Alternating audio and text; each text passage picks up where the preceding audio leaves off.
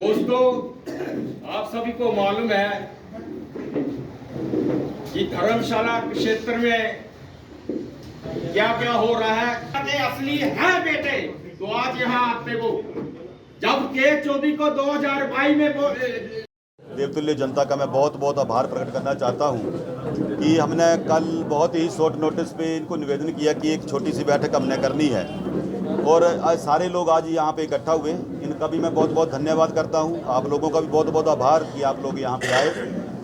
जैसा कि आपको पता है, जैसा कि धर्मशाला के अंदर और पूरे हिमाचल प्रदेश की 6 जो विधानसभा क्षेत्र हैं जिनके ऊपर ये चुनावी जो एक हलचल सी मची हुई है, उसके चलते क्योंकि भारतीय जनता पार्टी ने बिना किसी कारण हमारी जो टिकट काट दी है, मुझे इस बात का बिल्कुल मतलब कोई मालूम नहीं था कि आनंद फानंद में ये हमारी टिकट काटेंगे। और जहाँ तक मुझे जानकारी थी कि माननीय सुधीर शर्मा जी को यहाँ से वो लोकसभा का चुनाव टिकट दे रहे हैं और राकेश चौधरी को धर्मशाला से भारतीय जनता पार्टी का टिकट दे रहे हैं। पता नहीं क्या और किन हालातों में ये सारा एपिसोड रचा गया, लेकिन बिना किसी कारण के पार्टी की सेवा करते हुए हमने अपनी कोई कसर नहीं छोड़ी थी। पार्टी का पूरी ईमानदारी के साथ हम लोग काम कर रहे थे और जिस तरह से हमें बिल्कुल चाय में मक्खी की तरह इन्होंने बाहर फेंक दिया है, वो हमारे लिए बहुत ही दुर्भाग्यपूर्ण है। अब आज जो ये सारे लोग यहाँ पे इकट्ठा हुए हैं, ये वो लोग हैं जो हमारी पार्टी की, मेरी खास करके मेरे लिए ये मेरी रीढ़ की हड्डी हैं।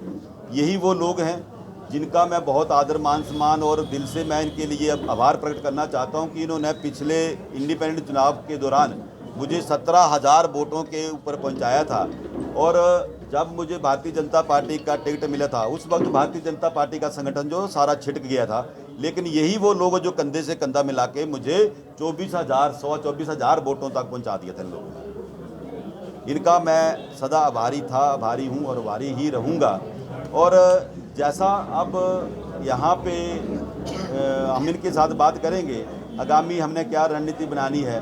अगर हमारी जनता ने चाहा तो बिल्कुल हम इंडिपेंडेंट चुनाव लड़ेंगे और अगर इंडिपेंडेंट चुनाव के चलते अगर किसी पार्टी का भी हमें कोई ऑफर आता है तो हम वो भी उसमें भी हम मतलब डिस्कशन के साथ करके अपनी सारी जनता के साथ डिस्कस करके, क्योंकि अगर हम एक बार बैठ गए तो समझो कि सारी जनता का विश्वास खत्म हो जाएगा। कांग्रेस से क्या आपको ऑफर है? कांग्रेस से भी हमें ऑफर है, पर सबसे पहला मेरा यही है कि मैं अपनी जनता के साथ बात करूंगा और अगर बात बनती है तो मुझे कोई परहेज़ नहीं है, क्योंकि धर्मशाला में हमें इन लोगों की भावनाओं को जीवंत रखना है।